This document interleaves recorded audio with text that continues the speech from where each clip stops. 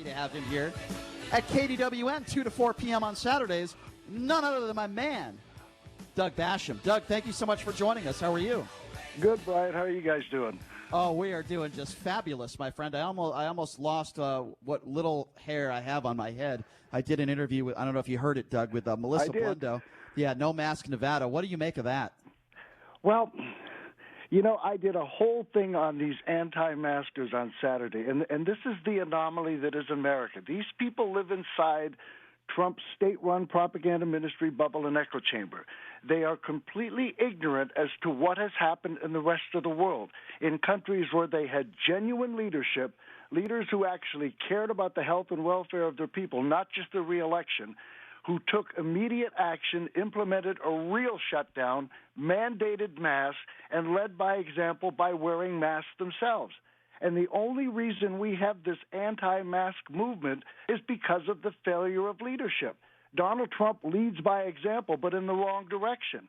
I mean, yesterday, Dr. Fauci said our current state is bad. We're knee-deep in the first wave of the virus. And then later that same day, Trump says, I disagree with Dr. Fauci. It just doesn't make any sense. I mean, it's frustrating. I know.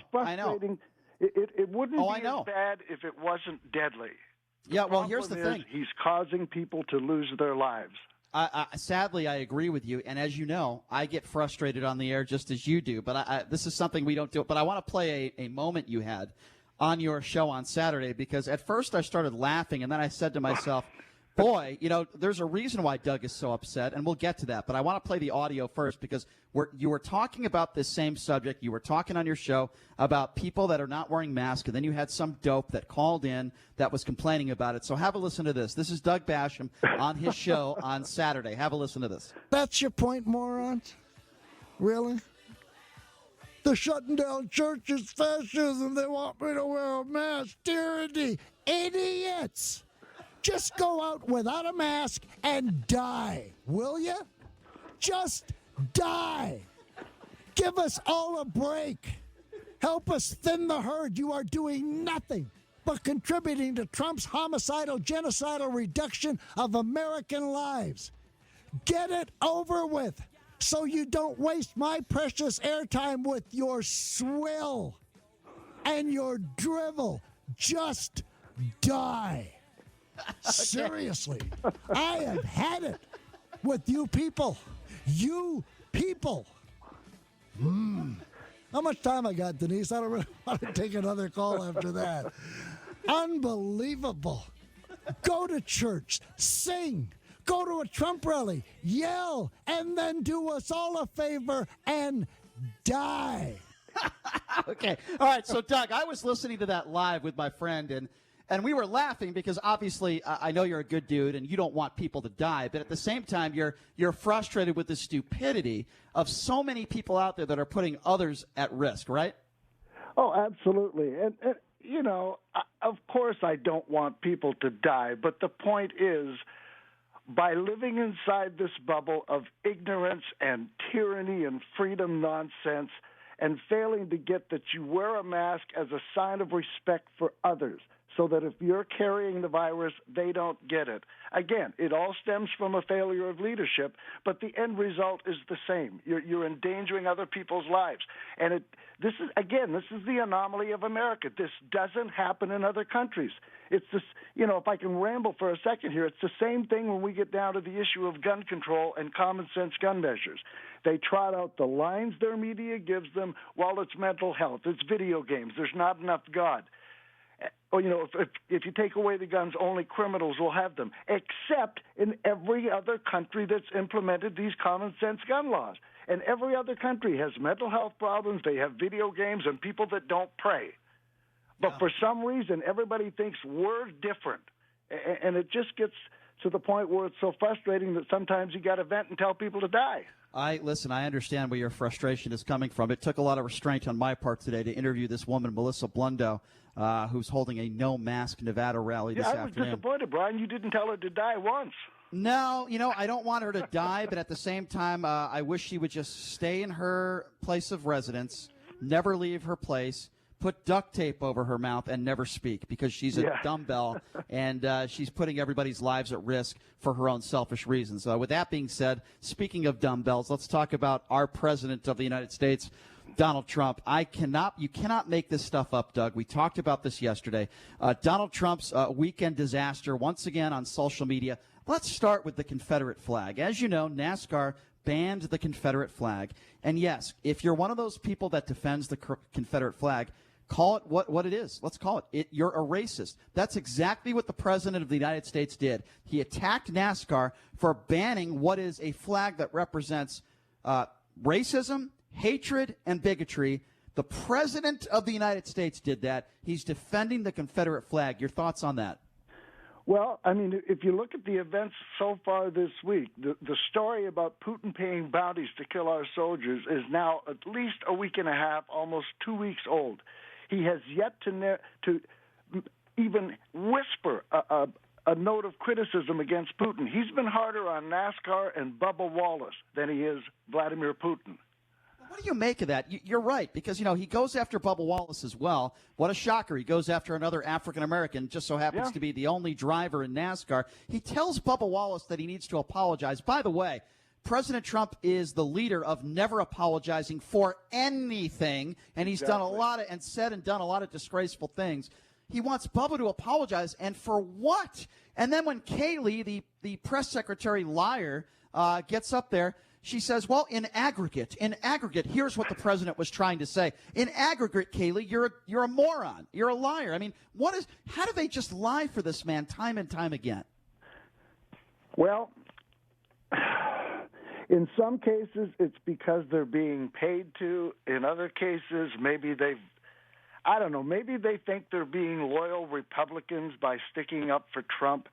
But when you're willing to lower yourself to the point where you say he's the most informed person on the planet, and when every day you have to get up there and interpret what he meant, he meant what he said. He's not a deep thinker. He's not an intellectual. He's not a scholar. He's barely a human being. And all this, subsequent justification or reinterpreting of what he said is just ridiculous. And the reason she gets away with it and he gets away with it is because the media won't hold them accountable. I agree. And speaking of things that he says that are not true, remember when he said a few days ago, I believe it was over the weekend, that 99% of those that contract the coronavirus are, quote, harmless. I mean, how reckless can he be? What do you make of that statement? I mean, it's typical. I mean, first of all, anybody who's listened to Trump at all knows that he is a pathological serial liar and is incapable of telling the truth about anything. He lies about things when he doesn't have to. He says, my father was born in Germany. He was born in the Bronx. Nobody cares. You don't have to lie. But dishonesty is so ingrained in him, and that's what he is, and that's the only thing he's capable of doing. So for him to come out and say 99% of cases are harmless, 20% of people that get the virus end up in the hospital. And when you end up in the hospital, you may not die, but it's not harmless. And I've heard from people, including Heidi Harris, my radio colleague here in Vegas, who said on the air, it wasn't so much that I thought I was going to die as much as I wanted to. Yeah, exactly. And Heidi Harris couldn't be more of a staunch Republican supporter, by the way. I used to work with Heidi Harris. So for her to make a statement like that, that's saying something. And by the way, I didn't know she had the virus. Is she okay? Oh, yeah. She's had it for probably a week and a half now. All right. Well, she's a nice lady, and I wish her well. I hope she's okay. The Donald Trump, first time Heidi went on the air, I was the fella in the studio working the board. Were you really? Wow, I didn't know that. Wow, Yep. that's scary stuff, man. Well, listen, like I said, she's a nice lady, and I wish her well, even though I think she's said some things time and time again on the radio that are not factually accurate and disgusting, but that's another story for another show. Well, in all honesty, if I can pop the bubble just a little bit, I worked the board for Heidi for her first several times on the air, and when she started, she was not the rabid right-winger she appears to be now. But it was on KDON. The audience beat the living crap out of her, and she realized, if I'm going to survive in this, I got to go hard right, and she did. But that's not how she started. Isn't that so sad? And I don't want to change the subject here, but quickly, the double standard in this country for many people that work in the radio industry, it's sad, isn't it? If you say something negative about Donald Trump, you're labeled a liberal, and we don't want you on the radio. but yet you could go on the radio and talk about the deep state every night, and you can compare the governor of this state to Adolf Hitler, and that's totally okay with some people. But the second you say, like I do, that Donald Trump is a scumbag and a horrible human being, and I give you a laundry list of hundreds of things that he's done that prove that, oh, no, I'm the bad person. I'm the libtard. I'm a Democrat, which, by the way, I'm neither. It's such a double standard. I'm the libtard. Well, I would never call you that. I think you're a smart guy. I don't like labeling people, but when those types of people, some of those people are let's just call it for what it is. There are people with a lot of money in this country that own radio stations throughout the country that are totally okay with you kissing Donald Trump's ass. And you could make fun of Nancy Pelosi's teeth like Donald Trump does. You can go after Ocasio-Cortez and shame her for being a bartender. You can go after anybody that's a Democrat, and that's totally okay. You could call them every name in the book. But the second you go after Donald Trump or go after a conservative, that's it. We got to get you off the air. I'm sick and tired of the yeah, exactly, Wayne Allen Kook. I'm sick and tired of the double standards in this country, and I think we need to hear both sides. And it's sad that in the radio business there are not many people like yourself, Doug, that are able to talk about the other side. Yeah, and the way I like to put it, Brian, is that I'll be the first one to admit that I'm the libbiest lib that ever lived. But that said, I don't feel what I'm doing is presenting the other side. In the era of Donald Trump, it's not right versus left or conservative versus liberal. It's truth versus lies. And what I report on my show are provable facts. And the number of people that call up, and I know they do to you too, and we both had the same answer. Tell me one thing I've said that isn't true. Oh, well, everything you said isn't true. I mean, they can't nail it down. It's just that they're so upset that you dared, question the orange turd's credentials or I don't want to say integrity because he doesn't have any, but they just get so upset that they immediately turn and they flail to find accusations to throw at you, and the first one they come up with is, oh, you're lying. Well, the rest of the world proves we're not. But then again, that's what cult members do, and that's what Donald Trump has fostered in this country, a cult of ignorant people who are proud to be so.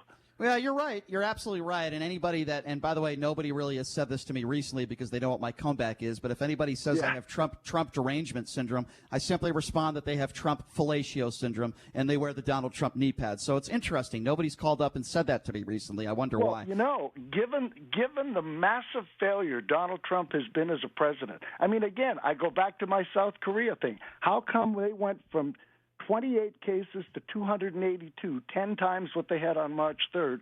We went from deaths. We went from 8 deaths to 134,000, which is almost 17,000. Yeah, the amount you're right. of deaths we had on March the 3rd. No question. And it's like people don't understand. He has failed.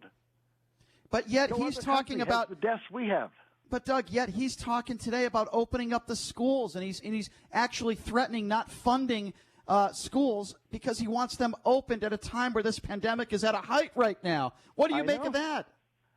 And yet these people will do. I mean, the only way I can characterize it is that his leadership has not only failed, but it has morphed into homicidal and genocidal negligence. And the reason these people support him is because they live inside the bubble and they're ignorant as to real-world facts. And when you try to present them with these facts, they say, oh, you're lying. Dr. Fauci's lying. But again, that's what cult members do. Yeah, it's funny. You call Dr. Fauci a liar, but they hang on every word that Donald Trump says. Boy, that makes a lot of sense. If you're just joining us, I know. You're speaking with. We are speaking with the only liberal talk show host in the state of Nevada. He is Doug Basham. Does a great show every Saturday right here on KDAWN, 2 to 4 p.m.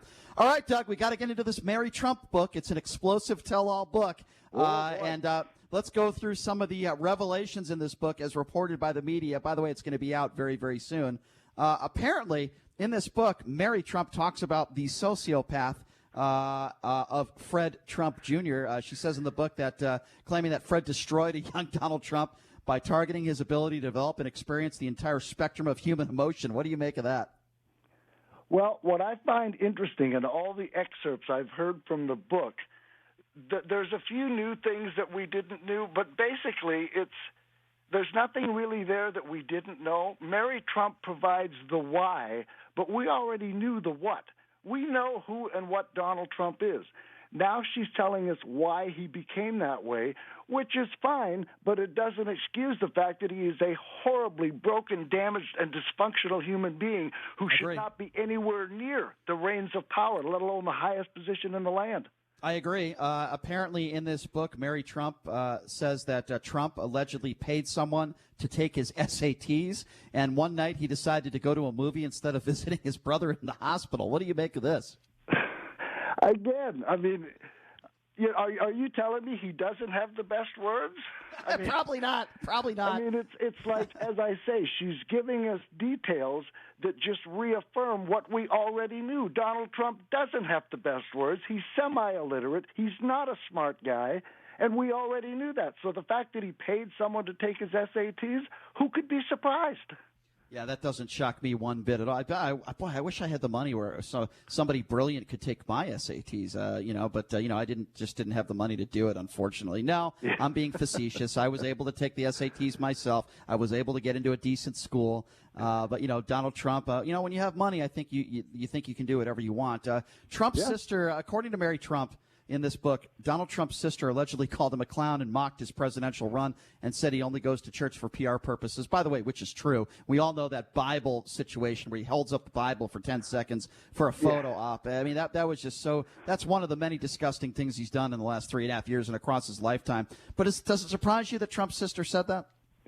Well, no, but because everybody who lives in the real world knows that Donald Trump is a first-rate ass clown. I mean, he is so in over his head.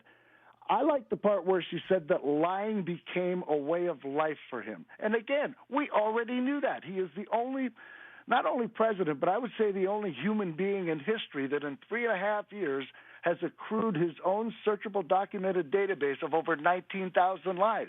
We already knew that. She's just telling us why he became that way. Either way, it doesn't make the situation any better.